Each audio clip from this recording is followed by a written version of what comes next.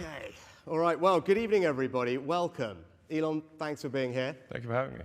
We feel very privileged. We're excited to have you. Right, so I'm going to start with some questions, and then we're going to open it up. Let me get straight into it. So, Bill Gates said, "There is no one in our time who has done more to push the bounds of science innovation than you." Well, it's kind of him to say. Yeah, well, that's it. That's a nice thing to have anyone say about you. Nice coming from Bill Gates. But oddly enough, when it comes to AI, actually, for around a decade, you've almost been doing the opposite and saying, hang on, we need to think about what we're doing and what we're pushing here and what do we do to make this safe and actually maybe we shouldn't be pushing as fast or as hard as we are. Like, I mean, you've been doing it for a decade. Like, what was it that caused you to think about it that way and why do we need to be worried? Yeah, I've been somewhat of a Cassandra for quite a while, where people would, I would tell people, like, we should really be concerned about AI. They'd be like, what are you talking about? Like, they've never really had any experience with AI. But since I was immersed in technology, I have been immersed in technology for a long time, I could see it coming. But I think this year there have been a number of breakthroughs. I mean, the point at which someone can see a dynamically created video of themselves, like somebody can make a video of you saying anything in real time, or me. So there's sort of the deepfake videos, which are really incredibly good. In fact, sometimes more convincing than real ones. And deep real. And then obviously things like ChatGPT were quite remarkable. Now I saw GPT-1, GPT-2, GPT-3, GPT-4, the whole sort of lead up to that. So it was easy for me to kind of see where it's going. If you just sort of extrapolate the points on a curve and assume that trend will continue, then we will have profound artificial intelligence, and obviously at a level that far exceeds human intelligence. But I'm glad to see at this point that people are taking safety seriously, and I'd like to say thank you for holding this AI safety conference. I think actually it will go down in history as being very important. I think it's really quite profound. And I do think overall that the potential is there for artificial intelligence, AI, to have most likely a positive effect and to create a future of abundance where there is no scarcity of goods and services. But it is somewhat of the magic genie problem, where if you have a magic genie that can grant all the wishes, usually those stories don't end well. Be careful what you wish for, including wishes. Yeah. So you talked a little bit about the summit, and thank you for being engaged in it, which has been great, and people enjoyed having you there, participating in this dialogue. Now, one of the things that we achieved today in the meetings between the companies and the leaders was an agreement that externally, ideally governments, should be doing safety testing of models before they're released. I think this is something that you've spoken about a little bit. It was something we worked really hard on because my job in government is to say, hang on, there is a potential risk here, not a definite risk, but a potential risk of something that could be bad.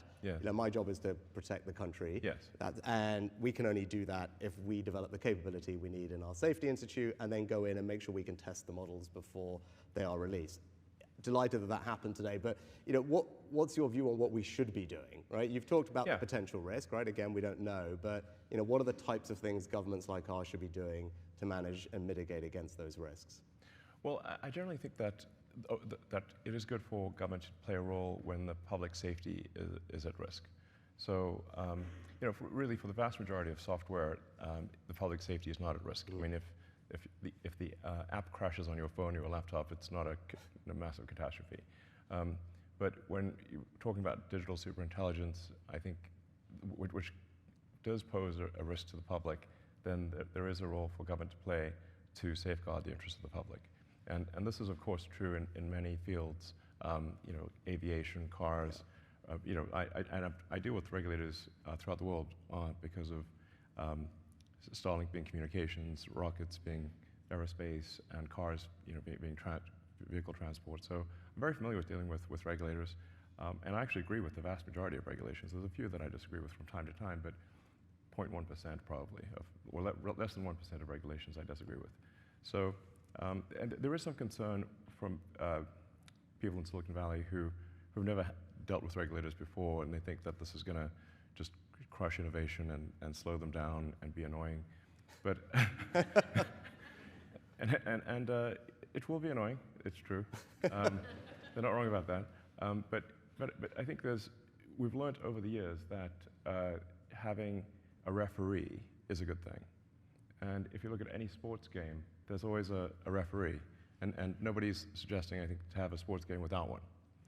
And I think that's the right way to think about this, is for government to be a referee to make sure the sportsmanlike conduct and that the public safety is, is addressed, that we care about the public safety. Because I think there might be, at times, too much optimism about technology. And I say that as a technologist. I mean, so I ought to know. And like I said, on balance, I think that the AI will be a force for good, most likely, but the probability of it going bad is not 0%. Yeah. So we just need to mitigate the downside potential. And then how, you talk about referee, and that's what we're trying to Demis create. right there. Yeah, well, there we go. I mean, and we talked about this, and Demis and I discussed this a long time ago. I'm like literally facing right at him. And actually, Demis, to his credit and the credit of people in the industry, did say that to us. Yeah. I think, Demis said it's not right that Demis and his colleagues are marking their own homework, right? There needs to be someone independent, and that's why we've developed the Safety Institute here. I mean, do you think governments can develop the expertise? One of the things we need to do is say, hang on, Demis, Sam, all the others have got a lot of very smart people doing this.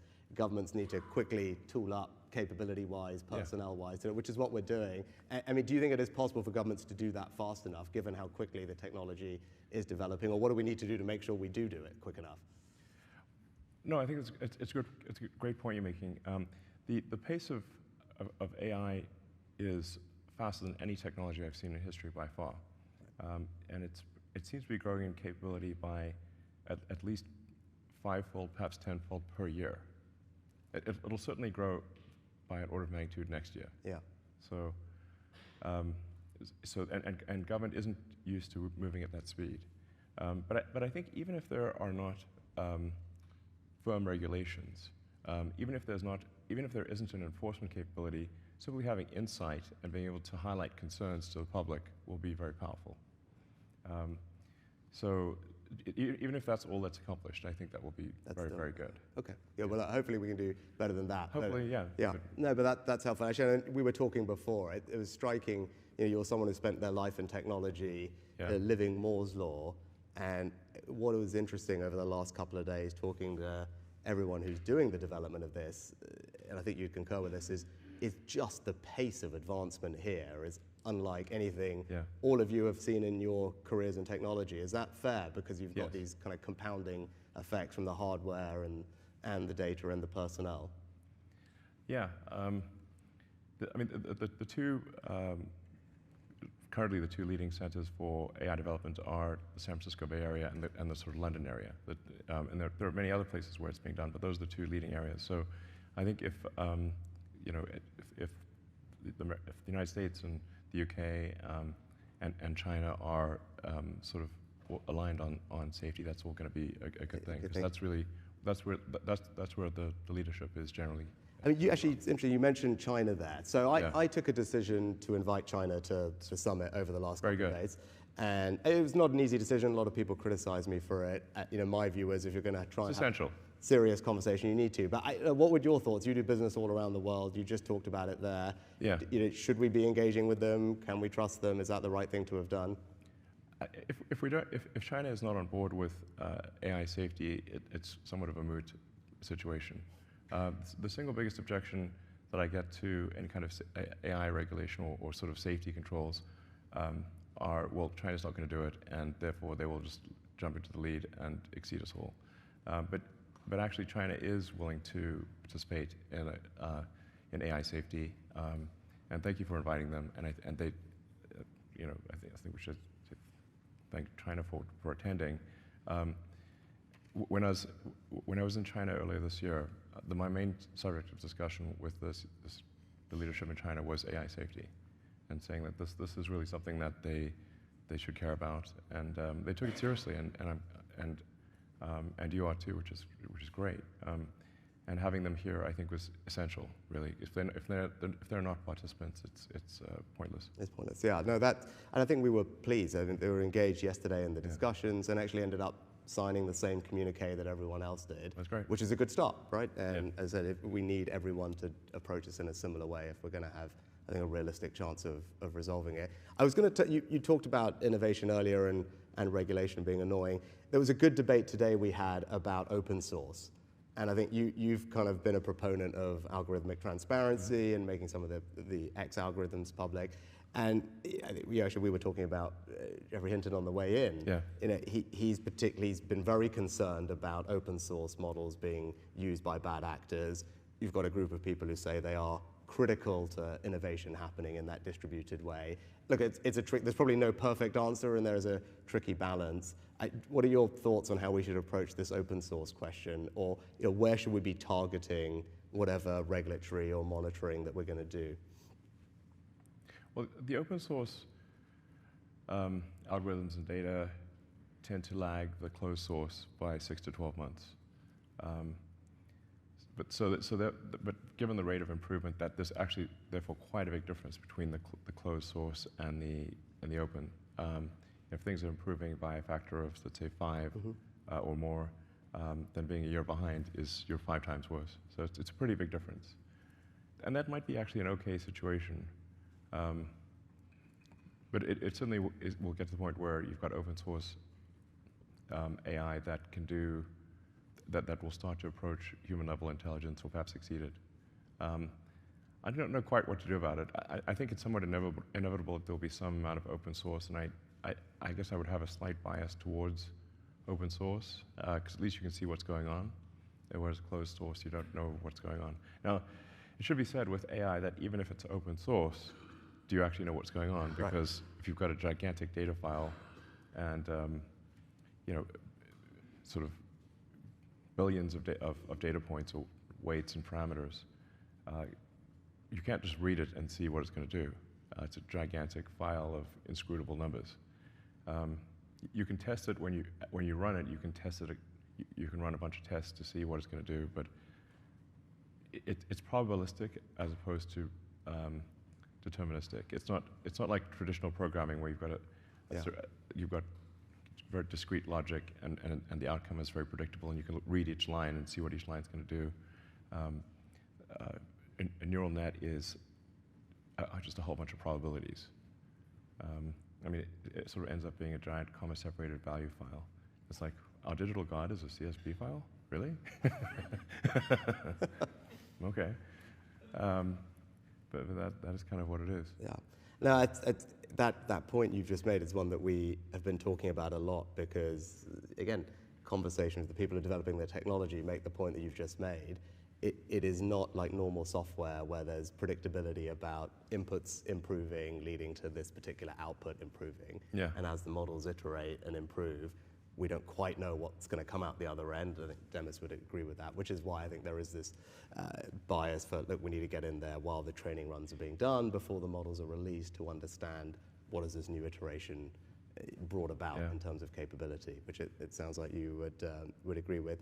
I was going to shift gears a little bit. You've talked a lot about human consciousness, human agency, which actually might strike people as strange, given that you are known for being such a brilliant innovator and technologist, but it's quite heartfelt when I hear you talk about it and the importance of maintaining that agency in technology and preserving human consciousness. Yeah. Now, it kind of links to the thing I was going to ask is, when I do interviews or talk to people out and about in this job about AI, the thing that comes up most actually is probably not so much the stuff we've been talking about, but jobs. It's what does AI mean for my job? Yeah. Is it going to mean that I don't have a job, or my kids are not going to have a job? Now, my answer as a policymaker, as a leader, is actually AI is already creating jobs, and you can see that in the companies that are starting. Also, the way it's being used is a little bit more as a co-pilot necessarily versus replacing the person. There's still human agency, but it's helping you do your job better, which is a good thing. And as we've seen with technological revolutions in the past, clearly there's change in the labor market, the amount of jobs. I was quoting an MIT study today that they did a couple of years ago, something like 60% of the jobs at that moment didn't exist 40 years ago, so Sure. hard to predict.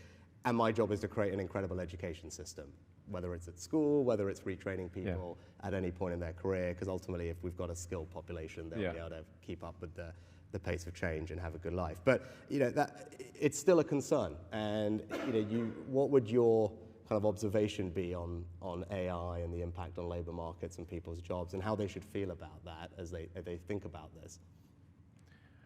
Well, I think we are seeing the most disruptive force in history here.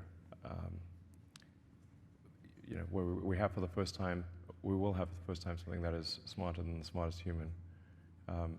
And that, I mean, it's hard to say exactly what that moment is, but there will come a point where no job is needed. You can have a job if you want to have a job for sort of personal satisfaction, but the AI will be able to do everything. So I don't know if that makes people comfortable or uncomfortable.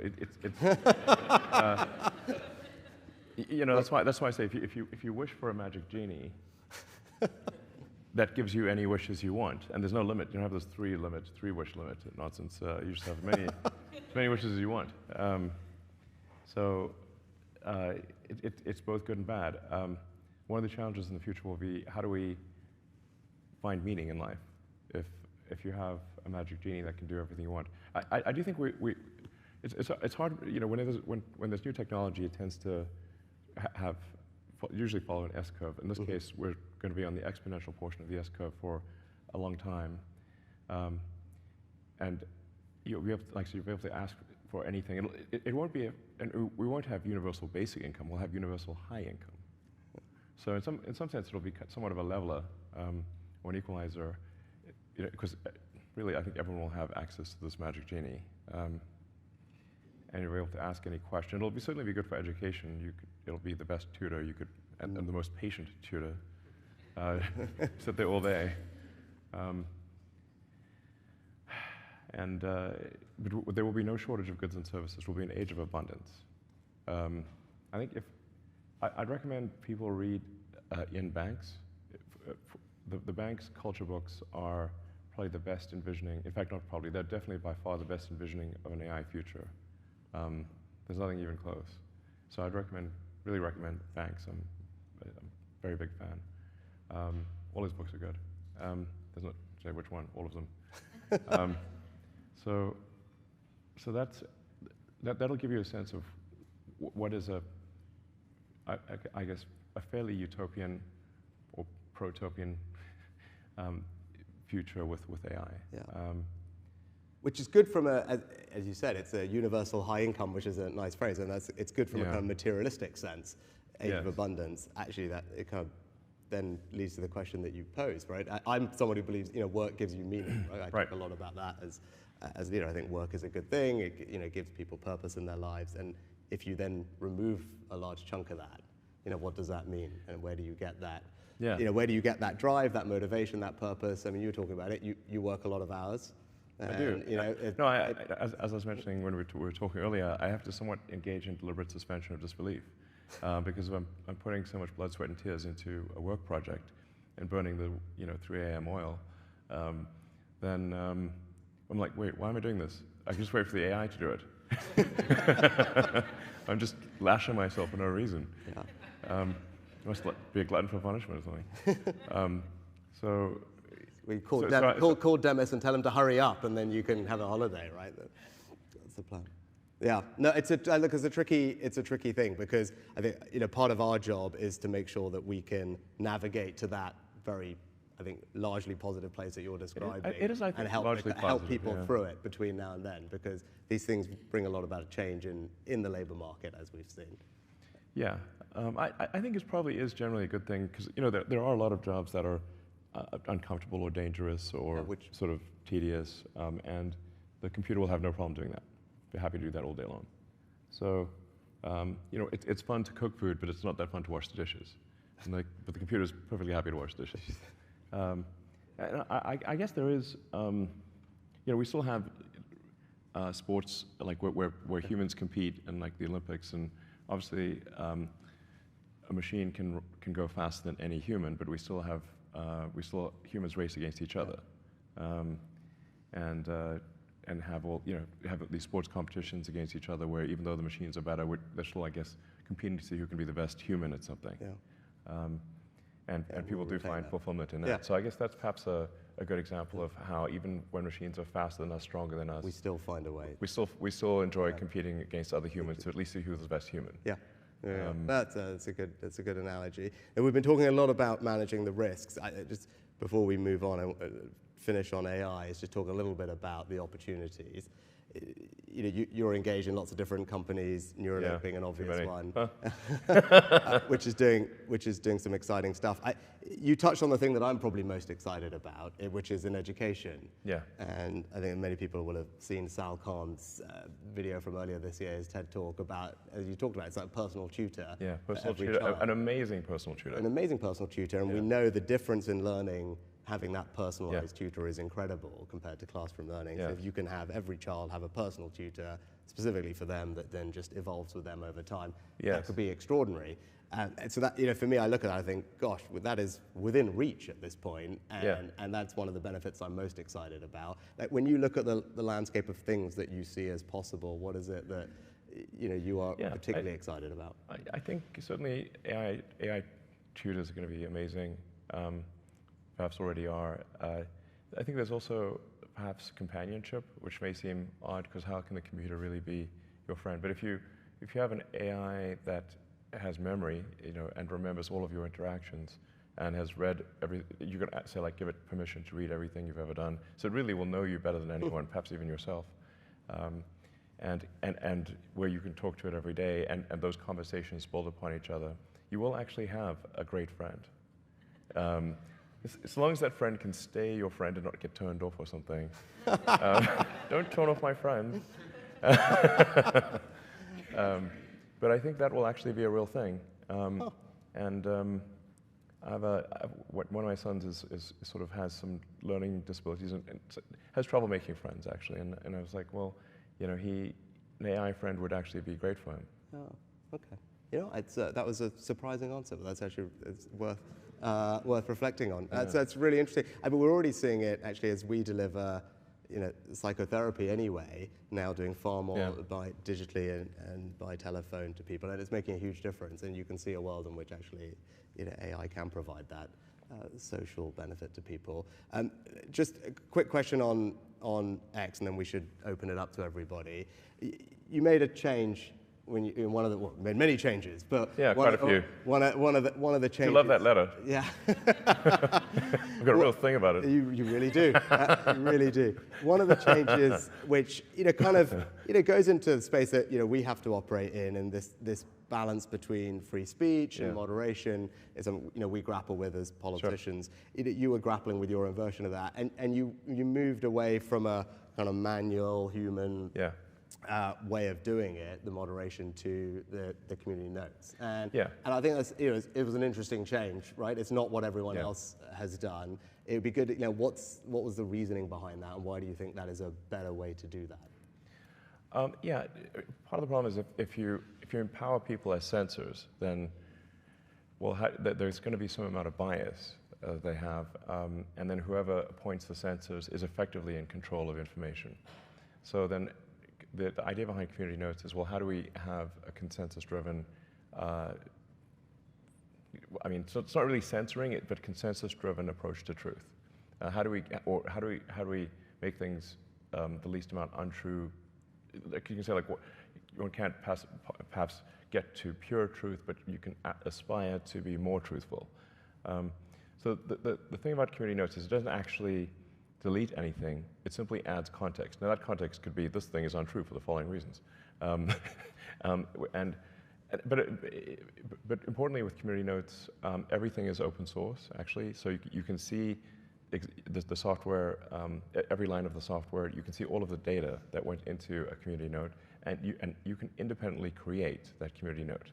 So if you see manipulation of the data, you can actually highlight that and say, well, there appears to be some gaming of the system, and you can suggest improvements. So it's maximum transparency, which is, I think, combined with a kind of wisdom of the crowds and transparency to get to a better answer, isn't it? And really, one of the key elements of community notes is that in order for a note to be shown, people who have historically disagreed must agree. And there is a bit of AI usage here. So we'll populate a parameter space around each contributor to community notes, and then a parameter space. So everyone's got basically these vectors associated with them. So it's not as simple as right or left. It's saying it's several hundred vectors that because things are more complicated than simply right or left. And then we'll do sort of inverse correlation. Say like, okay, these people generally disagree, but they agree about this note. Okay, so then that gives the note credibility. Okay.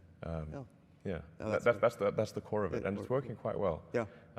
I've yet to see a note actually be present for more than a few hours that is incorrect. So the batting average is extremely good. And when I ask people, say, oh, they're worried about community notes sort of being disinformation, like send me one, and then they can't. So I think it's quite good. I mean, the general aspiration is with the X platform is to inform and entertain the public, and to be as accurate as possible and as truthful as possible, even if someone doesn't like the truth. You know, people don't always like the truth. No.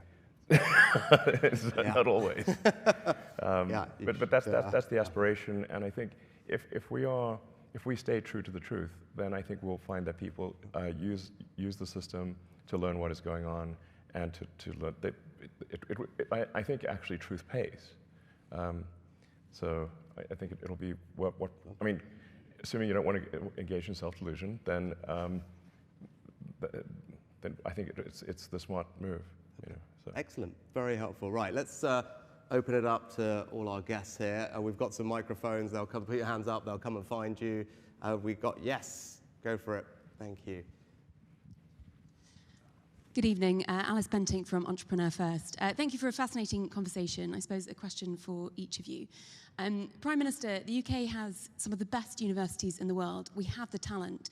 What will it take for the UK to be a real breeding ground for unicorn companies?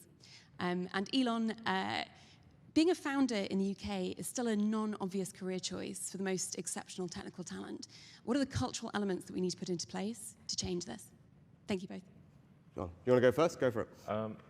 Sure. Well, you're right that there are cultural elements where you know the culture should celebrate creating new companies, and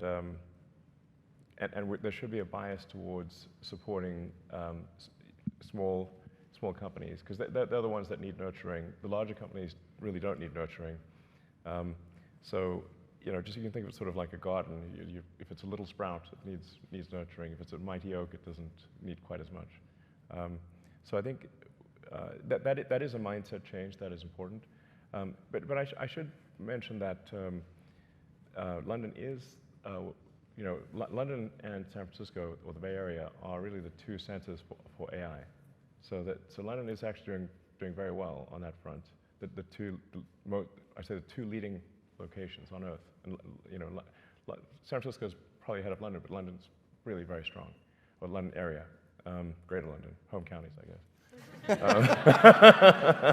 Keep going. So I'm just saying objectively this is the case, but you do need that. You need the infrastructure. You need landlords who are willing to rent to new companies. You need law firms and accountants that are willing to support new companies, and it's generally it is a mindset change, and I think some of that is happening. But I think really it's just culturally people need to decide this is a good thing. Yeah. Yeah. No, actually, well, thanks for what you said about the UK. It's something that we work hard on. Lots of people in the room are part of what makes this a fabulous place for innovative companies, including Alice. So, Alice, what I'd say is, you know, my job is to get all the nuts and bolts right, make sure that all of you are starting companies can raise the capital that you need, everything from, you know, your seed funding with our incredible, you know, EIS tax reliefs, all the way through to, you know, your late stage rounds, and we need reform of our pension funds, and the Chancellor's got a bunch of incredible reforms to unlock capital from all the people who have it and deploy it into growth equity, right? That is a work in progress. We're not there yet, but I think we're making good progress. We need talent, we need people, you know, so that means an education system that prioritizes the things that matter and You've seen my reforms. I go on about more maths, more maths, more maths. But I think that is important. But also attracting the best and the brightest here. If you look at our fastest growing companies in this country, and I think it's probably the same in the US, over half of them have a non-British founder. Right? And so that tells you we've got to be a place that is open to the world's best and brightest entrepreneurial talent. So the visa regime that we've put in place, I think, does that, makes it easy for those people to come here. And then actually it's the thing that we spent the beginning of the session talking about, the regulation, right? Making sure that we've got a regulatory system that's pro-innovation, that, yeah, of course we always need guardrails on the things that will worry us, but we've got to create a space for people to innovate and do different things. Those are all my jobs. The thing that is tougher is the thing that Elon talked about, which is culture, right? It's how do you transpose that culture from places like Silicon Valley across the world, where people are unafraid to give up the security of a regular paycheck to go and start something and be comfortable with failure. You talked about that a lot. I think you talked about it more when you were playing games, right? But like, you've got to be comfortable failing and knowing that that's just part of the process. And that is a tricky cultural thing to do overnight, but it's an important part of, I think, creating that kind of environment. Yeah, if you don't succeed with your first startup, it shouldn't be sort of a catastrophic career-ending thing. It should be, well, good. I think it generally should be like, well, you gave it a good shot, and now try again. Exactly. Yeah. And it's so one thing I was going to mention is, like, obviously creating a company is sort of a high risk, high reward situation, but I don't know quite how it works in the UK. I think it's probably better than continental Europe, but the stock options are very difficult in most parts of Europe. I'm not sure how it is in the UK, but if somebody's basically going to risk their sort of life savings and the vast majority of startups fail. So, I mean, you hear about the startups that succeed, but most startups consist of, a massive amount of work followed by failure. That's actually most companies. And so it's a high risk, high reward, and so the high reward part does need to be there for it to make sense. Yeah, I think that was a very soft pitch for a tax policy that I leave Chancellor. But actually, I can tell you. So, look, I agree, and we have. I think, relative to certainly European countries, but certainly the US, definitely California, a much lower rate of capital gains tax. Okay. Right. So for those people who are risking and growing something, like, we think the reward should be there at the end. So it's 20% capital gains tax rate. And on stock options, I don't know if we've got anyone from Index Ventures in the room. So, Index, one of our leading VC funds here, they do a regular report looking at most countries' tax treatment of stock options. Yeah. And when I was Chancellor, Treasury Secretary equivalent, we were, I think, down at we were pretty good, but we were 4th or 5th. And I said, we need to, for exactly the reason that you mentioned, I was like, if this has got to be the best place for innovators, we need to move that up.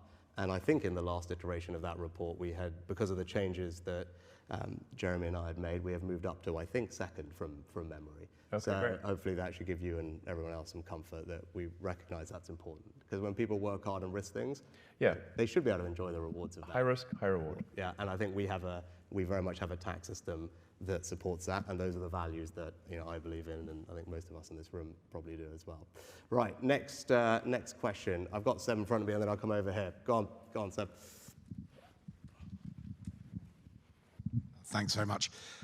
We've talked about some really big ideas, global changing ideas.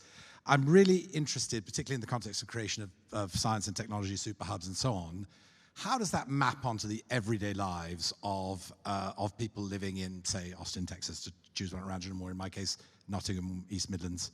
How do you see that evolving for people, every day? The sort of everyday effects of AI? Yeah.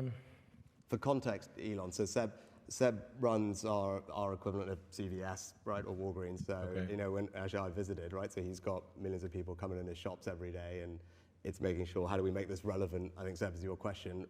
How is this relevant to that person? Maybe actually, I'll go first on that, because I think it's a fair point. I was just going over with the team a couple of things that we're doing, because I was saying, like, how are we doing AI right now that it's making a difference to people's lives? And we have this thing called gov.uk, which actually, when it happened several years ago, was a pioneering thing. All the government information brought together on one website, gov.uk, and so you need to get a driving license, passport, any interaction with government. It was centralized in a very easy, relatively easy to use way. Better than most. Better than most. Yeah, Yeah. exactly. So we're about to deploy AI across that platform. So that is something that I think several million people a day use, right? So a large chunk of the population is interacting with gov.uk every single day to do all these day-to-day tasks, right? Every one of your customers is doing all those things. And so we're about to deploy AI into that to make that whole process so much easier. Because some people will be like, look, well, I'm currently here and I've lost my passport and my flight's in 5 hours. At the moment, that would require how many steps to figure out what you do. Actually, when we deploy the AI, it should be that you could just literally say that and boom, boom, boom, boom, boom, this is what we're going to do, walk you through it. And that's going to benefit millions and millions of people every single day, right? Because that's a very practical way in my seat that I can start using this technology to help people in their day-to-day lives, not just healthcare discoveries and everything else that we're also doing. But I thought that's quite a powerful demonstration of literally your day-to-day customer seeing actually their just day-to-day life get a little bit easier because of something that Elon Demis and others in this room have helped create. Yeah, no, exactly. The most immediate thing is just being able to ask, like having a very smart friend that you can ask anything. Right. Ask how to make something, how to solve any problem, and it'll tell you. And obviously companies are going to adopt this, so I think you'll have much better customer service, I guess, essentially. That'll probably be the first thing you notice. And then we talked about education. Yeah. So having a tutor, so if you're trying to understand a subject, like having a phenomenal tutor on any subject, that's really pretty much there already almost. I mean, we need to, obviously AI needs to stop hallucinating before, it can't give you, we still have a little bit of the problem where it can give you an answer that's confidently wrong, with great grammar, and bullet points and everything and citations that was not real. So it has to be, okay, we need to make sure it's not giving you confidently wrong tutor answers.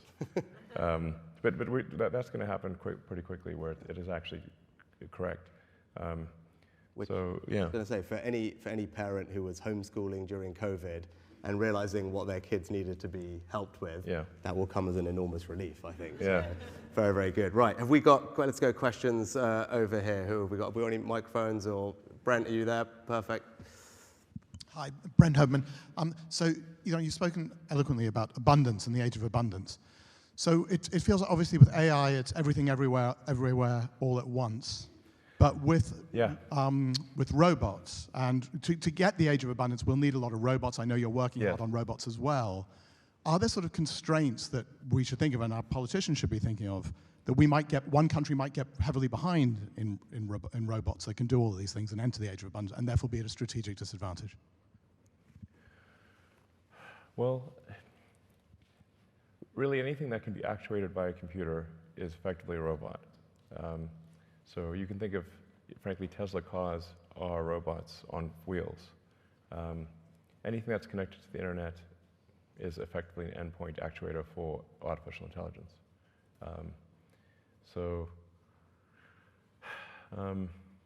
You've got Boston Dynamics. Obviously, they've been making impressive robots for a while.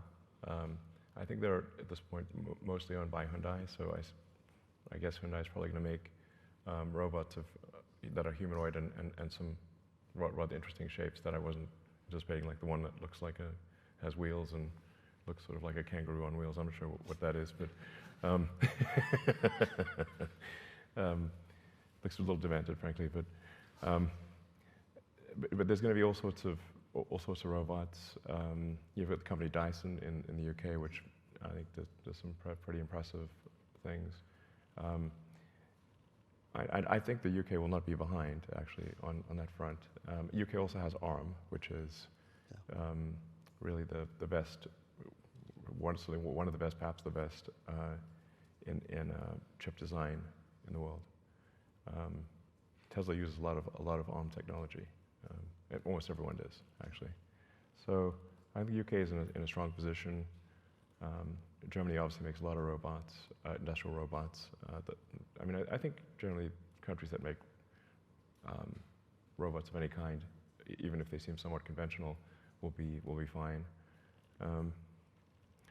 I do think there is a safety concern, especially with humanoid robots, because at least the car can't chase you into this building, not very easily, or chase you up a tree, or you can sort of run up a flight of stairs and get away from a Tesla. I think there's a Stephen King movie about that. If your car gets possessed. But if you have a humanoid robot, it can basically chase you anywhere. So I think we should have some kind of hardwired local cutoff that you can't update from the internet. So anything that can be software updated from the internet obviously can be overridden. But if you have a local sort of off switch where you perhaps say a keyword or something, and then that puts the robot into a safe state, some kind of localized safe state ability, an off switch, where you don't have to get too close to the robot. I don't know. So if we've got millions of these things going all over the place. You're not selling it, just, like that. No, I know. I'm saying this is something we should be quite concerned about, because if the robot can follow you anywhere, then, what if they just one day get a software update and they're not so friendly anymore? Then we've got a James Cameron movie on our hands. It's actually, it's funny you saying that, because in our session that we had today, I would say they made exactly the same point, right, Emma? So they're talking about movies, actually without mentioning James Cameron, they're talking about James Cameron movies. But they're saying, if you think about it, it's not just those movies, but any of these movies, trains, subways, metros, cars, buses, they said all these movies with the same plot fundamentally all end with the person turning it off, right? Or finding a way to shut the thing down. And they were making the same point that you were about the importance of actual physical off switches. Yeah. And so all the technology is great, but fundamentally this same movie is played out 50 times. We've all watched it, and it all fundamentally, the point I'm referring to, right? It all ends in pretty much the same way, with someone finding a way to just do the thing. Which is kind of interesting that you said a similar point, right? Yeah. It's probably not the obvious place you'd go to, but maybe that could be one of the tests for the AI. We should say, like, blank is your favorite James Cameron movie. Fill in the blank. Yeah, excellent. Right. Yes. We got over there. Yep, perfect. Hi, question for you both. So I'm a founder of a AI and ML scale-up in the third centre for AI, which is Leeds in the north of England. I'm a bit biased. Since the launch of ChatGPT, 3 months after that, we saw a real increase in phishing attacks using much more sophisticated language patterns. What do we do to protect businesses, consumers, so that they trust this technology better? And how do we bring them along that journey with us? Well, I think we shouldn't trust it that much, actually. It is actually quite a significant challenge, because we're getting to the point where even open source AI can pass human capture tests. So, this is, are you a human? Identify all the traffic lights in this picture. You're like, okay. AI is going to have no problem doing that. In fact, it'll do it better than a human and faster than a human. So we're like, how do you, at the point at which it's better passing human tests than humans, then, well, what tests actually make sense? That is a real problem. I don't actually have a good solution to it. That's one of the things we're trying to figure out on the X platform is how to deal with that, because we really are at the point where even with open source, readily available AI, you don't need to be sort of leading the field. You can actually be better than humans at passing these tests. And that's sort of why we're thinking, well, perhaps we should sort of charge $1 or £1 a year. It's a very tiny amount of money, but it still makes it prohibitively expensive to make 1 million bots. Especially if you need 1 million payment methods, then you run out of sort of stolen credit cards pretty quickly. So that's sort of where we're thinking, like, we might have to sort of just charge some very tiny amount of money, 0.3 cents a day effectively, to deal with the onslaught of AI-powered bots. And that is still a growing problem, but it will be, I think, perhaps an insurmountable problem next year. So, and then you have to worry about, well, manipulation of information, making something seem very popular when in fact it is not, because it's getting boosted by all these likes and reposts from AI-powered bots. So that's why I sort of think somewhat inevitably it leads to some small payment in order to dramatically increase the cost of a bot. So frankly, I think probably any social media system that doesn't do that will simply be overrun by bots. Okay. I think my general answer would be, we need to show that we are on top of mitigating the risks, right? So people can trust the technology. That's what actually the last couple of days has been about on the Safety Summit, is just showing, we're investing in the Safety Institute, having the people who can do the research on these things to figure out how we mitigate against them. And we have to do it fast, and we have to keep iterating it. Because I think all of us probably in this room believe that the technology can be incredibly powerful, but we've got to make sure we bring people along that journey with us, that we're handling the risks that are there. And as I said, there's a job to do. And the last couple of days, I think we made good progress on it, because we want to focus on the positives and manage these things, but that requires action. And that's what the last couple of days has been about. Your story, analogy there was part of the research that actually, the team working on the task force here published and presented yesterday. I don't know if you saw it. Which is essentially that it was using AI to create a ton of fake profiles on social media and then infiltrate particular groups with particular information. Yeah. Right? And actually, at the moment, that is, to your point, that is like cost-free. It's getting to the point where it's like, really, you can have 100 for a penny, sort of thing. Ridiculous. And if you think about some of these social networks at quite a neighborhood or town level, it's not that many fake profiles that you need to quickly create. Suddenly they're everywhere, and there's some local issue that might be of importance, and the team have run versions of how that would look like, and suddenly they're interacting with everybody and then spreading misinformation around. Yeah, no, it's exactly a real challenge. Right? We literally, as part of the research that we published on misinformation yesterday, it's a real challenge. Yeah, exactly. And to your point, I mean, the images, you don't even need to steal somebody's picture, because then that's traceable, but you can actually just say, create a new image of a person, realistic looking, but doesn't exist, and then create a biography, realistic, but doesn't exist, and do that en masse. And practically the only way you'll be able to tell is that the grammar is too good. Dead giveaway. Yeah. No typos? Come on. Now, I'm getting waved at because I think we are out of time. I know we take one very brief last question, and let's make it go on. Yes, sir, go on, you're right in front of me, go on. Thank you for the opportunity. Elon, question for you, related to the X platform. Are there simple things we can do, especially when it comes to visual media? You alluded to the fact that it's fairly straightforward and effectively free to make people like yourselves say and do things that you never said or did. Yeah. Can we do something like cryptographically signed media? I'm from Adobe. We're working on this project. Yeah. Twitter was a member. Love to see X come back. Okay. Digitally signed media to indicate not only what was created by AI, but what came from a camera, what was real, to imbue a sense of trust in media that can go viral. That sounds like a good idea, actually. So if some way of authenticating would be good. So yeah, that sounds like a good idea. We should probably do it. Yeah.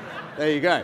And actually, on that point, so I've already, so this is particularly pertinent for people in my job, right? And I've already had a situation happen to me with a doctored image that goes everywhere, negative. By the time everyone realizes, well, that's fake, and we should stop sending it, the damage is done.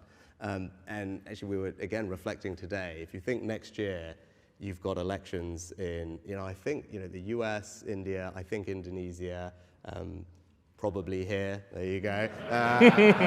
Massive news. And actually, you've got just an enormous chunk of the world's population is voting next year, right? And you've got EU elections as well. Yeah. Actually, just these issues are right in front of us. Next year is where big elections across the globe, probably the first set of elections where this has been a real issue. Yeah. So figuring out how we manage that is, I think, kind of mission critical for the people who want the integrity of our democracy. Yeah, I mean, some of it is quite entertaining, like the Pope in the puffer jacket. Have you seen that one? I haven't. That's amazing. But I mean, I still run into people who think that's real. I'm like, well, what are the odds he's wearing a puffer jacket in July in Rome? Be sweating. But it actually looked quite dashing, I have to say. In fact, I think AI fashion is going to be a real thing. So I don't mean doom and gloom, but like we live in the most interesting times, and I think this is it is, like 80% likely to be good and 20% bad. And I think if we're cognizant and careful about the bad part, on balance, actually, it will be the future that we want, or the future that is preferable. And it actually will be somewhat of a leveler, an equalizer, in the sense that I think everyone will have access to goods and services and education, and so I think probably it leads to more human happiness. So I guess I'd probably leave on an optimistic note. Perfect. Yeah. That is a great note to end on. I think that we all want that better future. Yeah. We think it's there. The promise of it is certainly there. Lots of people in this room, including yourselves, are working hard to make it happen. Our job in government is to make sure it happens safely. But on the basis of this conversation in the last couple of days, I'm certainly leaving more confident that we can make that happen. Yeah. So it's been a huge privilege and pleasure to have you here. Well, thank you very much for having me. Yeah. I think here's